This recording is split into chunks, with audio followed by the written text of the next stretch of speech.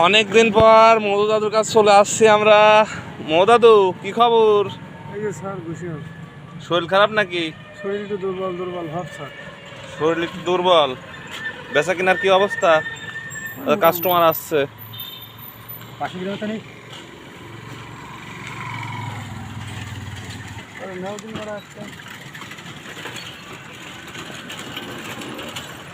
অনেকদিন আসলে আসা হয় না মধু দাদুর। দিলাম